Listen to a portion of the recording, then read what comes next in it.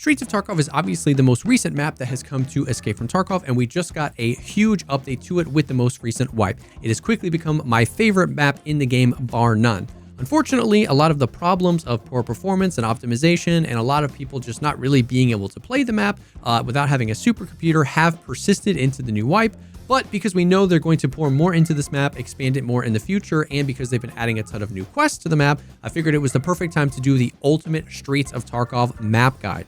Now, there is a lot to talk about here, so this video might be a little bit dense. I'm going to try and thread the needle and give you the most valuable and pertinent information in the shortest amount of time without going too tedious on every single key or every single loot spawn or every single everything. Just the real basics of everything you need to know about each section of the map. Now, if this video is a little bit too long, you can use the timestamps down below and look at each section. If you just want to learn about the loot or the PvP, all that stuff is going to be timestamped down below. With all that out of the way, let's go ahead and dive right in. Now, to hop right in, the two maps, the two tools that I'm going to be using are the map here that's made by Reamer. He makes some gorgeous, awesome kind of like 3D looking maps for the maps in Escape from Tarkov. He's continually updating this one as there's a lot of new areas to it. And I'm going to link this map and his website and his info down below. Definitely check out his stuff. And then also MapGenie. I'm using two tools because I actually like them both for different reasons. Also MapGenie, I think for some of the newer maps actually costs like a fee, a one-time fee or something like that. So I want to give you an option that's free as well, but I like them both. So I'll be flipping back and forth. I'll also link MapGenie down below. At an overall view, Streets definitely has a completely different flow to the map than most of the other maps in Escape from Tarkov, and a lot of that is just due to its size. Most of the other maps, you kind of just like spawn on one side, pick a lane that you want to get to the other side, whether you're looking for a boss, looking for PvP, or questing, and then just work your way to the other side of the map and extract. And of course, you're going to have a little bit of that here, but on Streets, it's just so big and it's just so detailed. I could pick a spawn, pick an extract, and draw 50 different paths to it, and I wouldn't even scratch the surface on the amount of ways you can traverse the map. So there's just so many different ways to go. You know, customs back in the day was like basically just 3 lanes, and you had to, everybody funneled to the choke point of the bridge. It was wild. They've obviously been opening up all the maps, but Streets really is kind of like an unprecedented level in Tarkov of ability to move around the map. This absolutely adds to how dynamic the map feels, because on most maps like customs, I can rely on my map knowledge of, okay, I spawned here. I know there's going to be players over here. I killed a 3-man over here, so they had to have spawned over there, which means I can path this way, and that's the least likely I am to find a player. Once again, so many players, there's more players on Streets, there's more places people can be, there's more player scavs on Streets, so it's not quite as easy. And once, 5-10 minutes of a raid really passes, you can't really rely on that map knowledge in the same way, because people can be anywhere for any number of reasons. Streets also has the most things that affect pathing on it. Most of the other maps in Tarkov are known for kind of one or two things. Customs is early game questing and late game PvP. Reserve is tech loot and high tier PvP in the basement. Lighthouse is really just looting the chalets or going water treatment plant. But there's a ton of different things that people are going to want to do here. Once again, that means it's going to be hard to predict where people are going to be. So when you're looking at the map, you can basically just slice it along the main roads and look at it in, I don't know, quadrants. There's more than 4. I don't know if that's the right word, but you've kind of got the Concordia and construction quadrant down here where they added some of the new area. You've got the factory zone is what I call it, which is the cinema and the whole abandoned factory zone. You've got Pinewood. You've got the new mall. You've got kind of like the Cardinal apartments or the President apartments or the Expo. There's not a whole lot going on up here. And then, your Check 15 or post office quadrant, they've added a ton back here behind the old barrier of the map. And that's kind of an easy way to understand the map. And if you're learning the map, I would hop in and try and maybe learn these one at a time, get a cursory understanding of them. Now, the first thing I want to talk about is kind of like the spawns and PvP.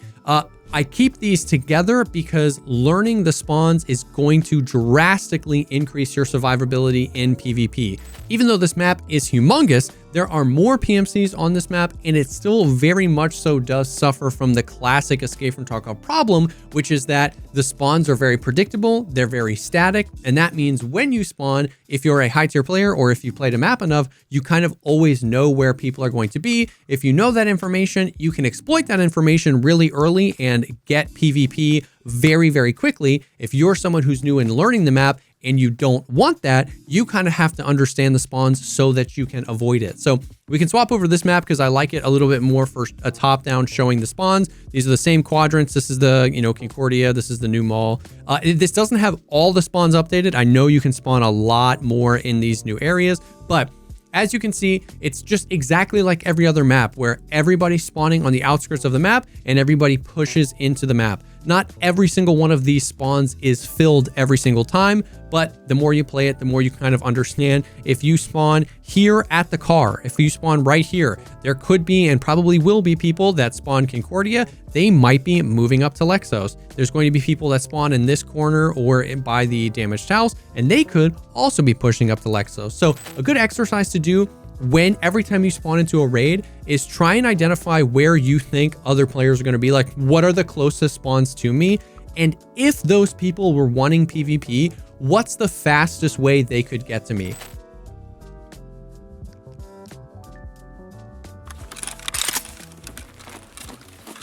You can try to spawn fight Concordia.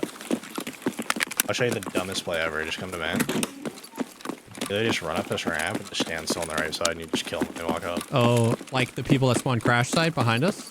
Yeah, remember when I was like, oh, this spawn Yeah, sucks? yeah. Like, yeah, so just sit still. Don't even peek out. Like, Oh, yep. you'll hear them. Yeah. Works every raid.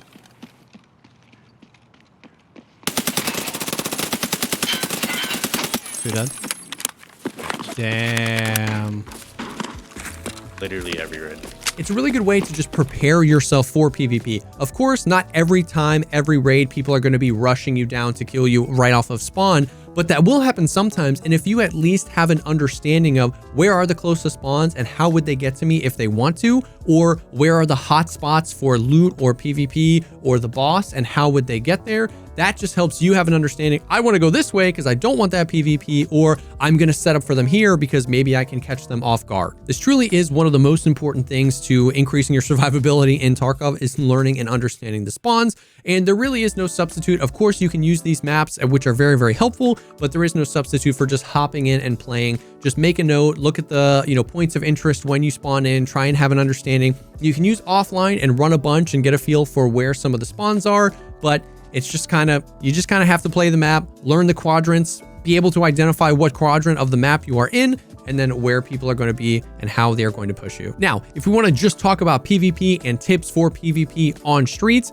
obviously the map is huge. And like we said, it's going to be really hard to pinpoint where players are after the first 5 minutes. After 5 minutes are up, everybody that wants to get into a spawn fight probably has gotten into one, and then they've started moving to whether they're questing, looking for loot, or any of those things that we talked about. So it is really hard to predict where players are going to be, which means it's going to be hard to just give tips on like, go this way and it's safe, or go this way and you're always going to run into people. It's just not how this map works. Of course, most of the time you're going to run into PvP at the hotspots. The hotspots of the map haven't really changed since the expansion. It's kind of the center street of the map. The Lexos is where Kaban spawns. It used to be a really great area for PvP, and now there's a boss there, so it's still going to be a hotspot. The Check 15 building obviously has a ton of loot. That's going to be a hotspot. The whole post office and this kind of like along this main road, there's tons of quests in there. There's tons of loot in there. That's going to be a hotspot. And then Pinewood ends up being a place where a lot of people fight as well. So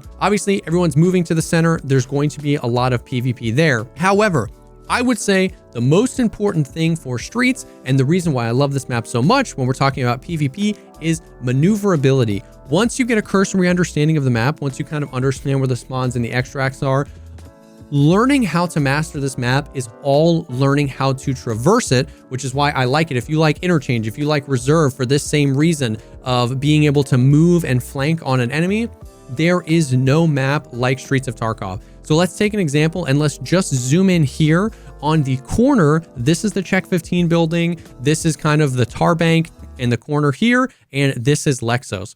If we zoom all the way from the top of the map just to this corner, there is a tremendous amount of maneuverability, especially since the update. Knowing things like if you come in on this corner here, that is a dead end. You cannot go anywhere. You can't even really jump out most of these windows. If you come in here, you're going to have to come right back out that door. That's not a good thing to do in PvP. If you come in from this little pharmacy building off of the main road, you can actually connect all the way to this back alley, which is very helpful. And there's some windows here that give you some good angles. There's a door in the corner here that gives now 4 levels of, you can go up 4 different levels. All of those might have windows or balconies out to Lexos, where you can see Lexos or the street below, or even this way. On the 3rd floor, you can come down this hallway and go into a bunch of rooms over here and get a really long angle all the way down to Sewer River Extract. Now, after this expansion, on the 4th floor, it actually connects to this staircase over here. So you can come in this corner, come up to the 4th floor, cross over, and now you're on the 4th floor here. You can now go and see balconies and tons of windows directly in towards Lexos, directly back if somebody is pushing you from the post office building or the Sky Bridge. From around here, you can get angles down towards back of Check 15.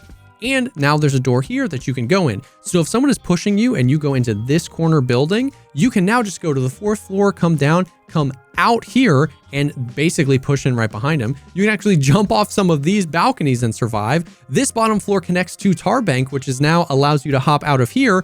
It's just unbelievable. Literally in just this one corner, there's 8 or 9 different ways to come in and go out. There's 4 different floors. There is so much maneuverability here. And from just this corner, you can control so much of the map. You have eyes and ears into Lexos. You can have eyes and ears all the way down to Sewer River. You can get angles on the entrance to Pinewood. You can get angles back towards the Sky Bridge and the post office. Just this one corner. If you're new to Escape from Tarkov or just new to Streets, which you probably are if you're watching this video, that can sound really overwhelming, and it is, but it's also an equalizer. If you don't have the best armor in the game, if you don't have the best guns in the game, if you don't have the best aim in the game, but you play this map enough and you learn these things, especially if you try to learn them when other people aren't really focusing on this kind of stuff, you can use the maneuverability of a map to win fights. I promise you, it is one of my favorite ways to play this game. Just kind of end up behind them, end up with an angle that they don't expect. So that is the skill ceiling on this map,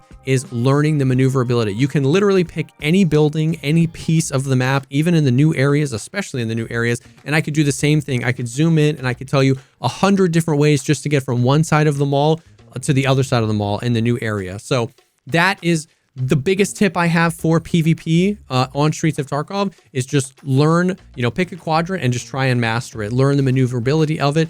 It really will help you survive more fights and just kind of adds to your skill set for this map. The next major thing to talk about would be the boss. Kaban is the new scav boss that spawned on Streets of Tarkov. He's the big boy with the big PKM, and he spawns with like somewhere between 7 and 9 guards.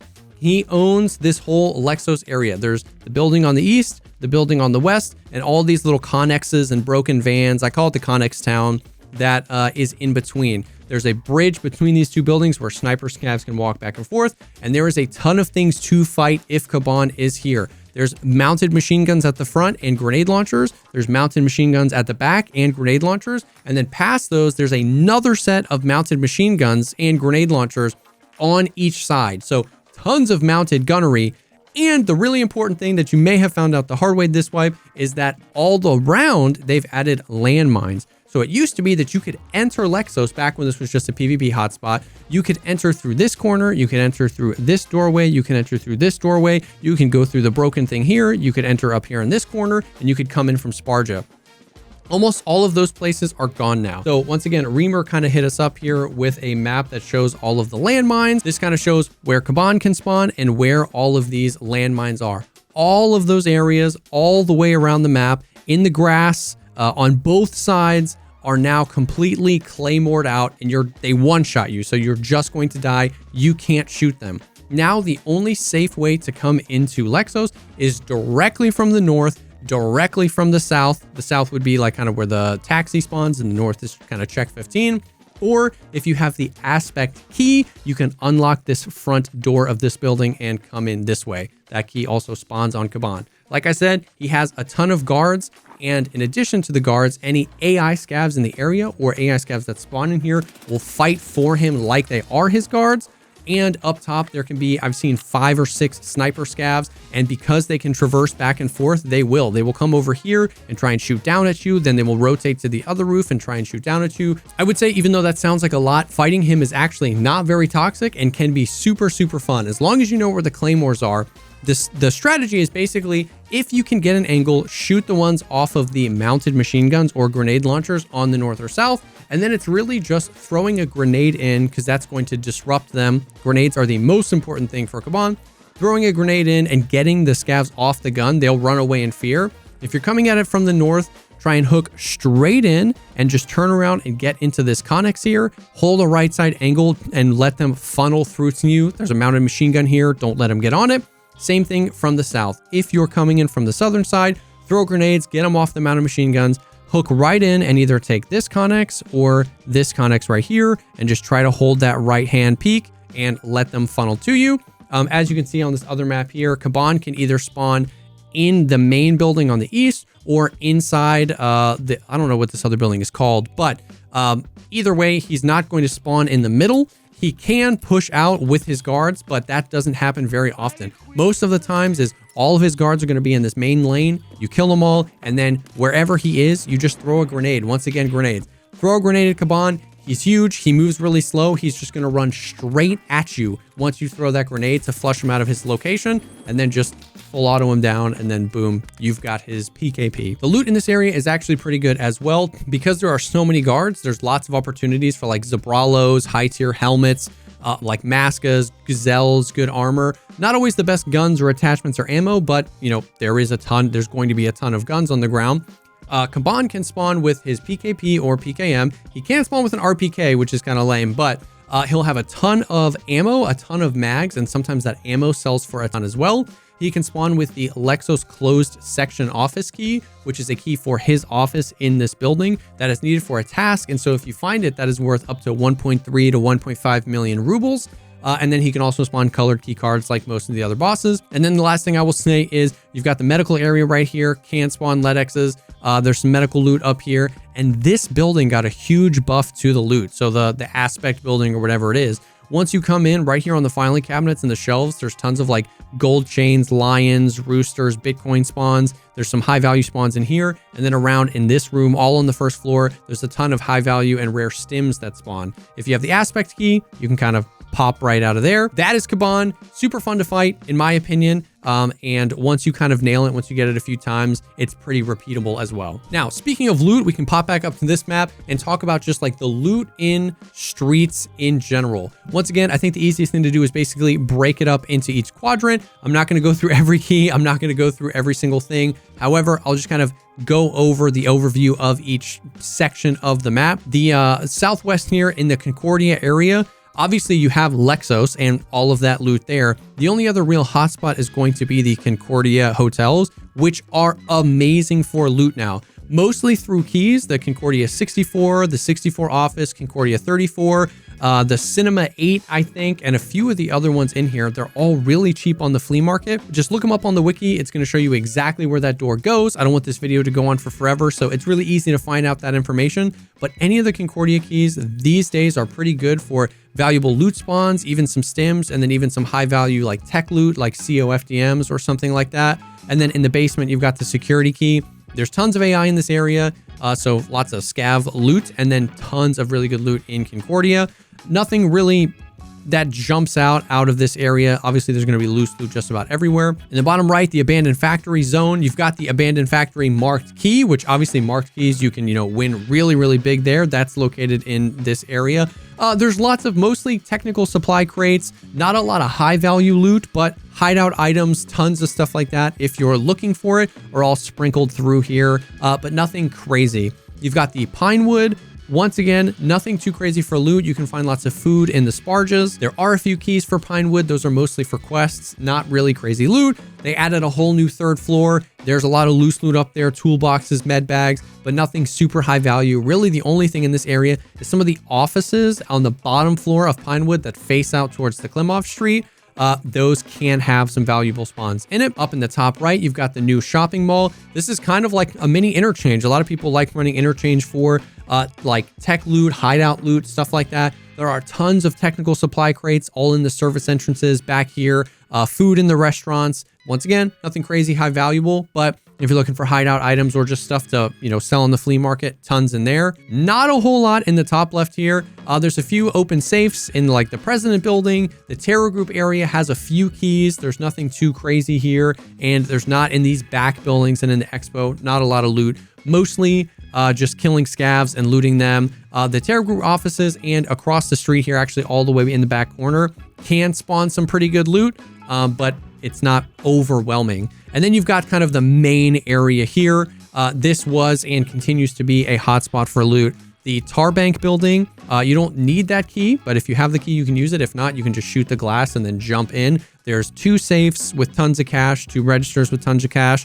The Check 15 building, obviously, tons of loose loot. So if you don't have any keys, the Check 15 building has tons of valuable loose loot. You can use the Iron Gate key to loot the 3rd floor, and the Check 15 key obviously is basically a marked room. It's got tons of valuable stuff in there. You have the Check 13 marked room, which is kind of sat in this back corner. You've got the post office and Skybridge buildings. This is still a very dense loose loot location. You don't need any keys. The 1st, 2nd, and 3rd floor of the post office have tons of loot, and then tons of scavs spawn back here. In the new area that they push back here, not a lot of high tier stuff. There's a few miscellaneous keys. There's a few miscellaneous, like by the museum, there's actually a few gold spawns and high value spawns, but tons of filing cabinets, tons of technical loot, tons of hideout loot. This quadrant is the most dense for like loose loot if you don't have any keys. Ultimately, it is very, very easy to make really, really good money on streets. Even after the recent streets nerf to the loot, there's just so much loot. It's everywhere. There's filing cabinets everywhere. There's hideout items, stuff that sells on the flea, and a tremendous amount of highly valuable stuff that you don't need keys for, and a lot of stuff that you can use keys for, and most of the keys are not expensive. So there is quite a bit of loot. Last thing we'll talk about here is the extracts. The extracts on streets are great. There's nothing too deep to talk about here. There are a few extracts that, have some requirements to them, but they're not bad at all. You've got the taxi, which just requires some money, just like the taxi on every other map that has one. The courtyard, this just operates as if there's green smoke, you can take the courtyard extract. If there isn't, you can't take it. And the Klimov Street, where you have to shoot off a green flare. You have to walk up, it'll say signal flare area in the bottom right-hand corner of your screen. Then you shoot off the flare, wait a second, and then just run down the street and you will start extracting. What's nice about all 3 of those extracts is every single player, no matter where you spawn, have them. So keeping a little bit of cash in your secure container for the car and spending the 1,000 or 2,000 rubles on a green flare from Jaeger level 1 is well worth it, because that means no matter where you spawn, you have the opportunity for these 3 extracts, which is nice. If you spawn at the mall and get into a fight right off the rip and have a ton of loot and you're heavy, you can, if you have that green flare, you can just leave.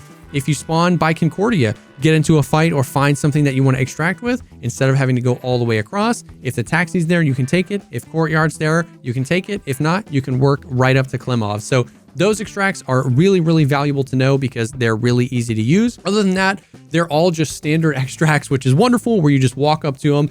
Ruined house is right by the cinema. The crash site is by the helicopter. Collapsed crane is right there in construction.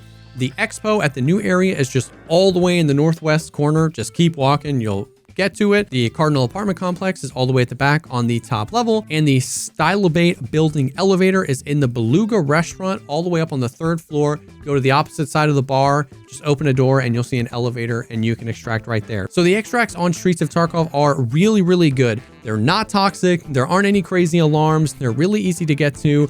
There's a lot of ones that are open for everybody every raid, which means you don't always have to traverse the map. If you do have to traverse the map, there's a million different ways to do it. And then you also have the co-op extract. So if you find a friendly player scav, you can extract right there in Pinewood extract. Learn the spawns, learn the extracts. Once you do, the map really starts to come together. But that is Streets of Tarkov. Like I said, I knew this was going to be a little bit of a denser video. This map is huge and there's a lot to talk about here. Hopefully, however, this kind of set you up. You just have an understanding of how important the spawns are, where you can find loot, kind of divided up the map. I hope that this kind of sets you on the right path. Let me know if I missed something, or if you want any follow-ups, or if you have any questions, drop those comments down below. If you like this video and you want to see me do more like this, be sure to drop a like on the video. I stream Escape from Tarkov 6 days a week. You can always stop by the stream and ask questions as well. And our Discord community is an amazing place to be, especially if you're new to Tarkov. We have almost 25,000 people over there looking for group channels, all sorts of stuff. So that link is down below as well. Thank you again so much for stopping by, and I will definitely see y'all on the next one.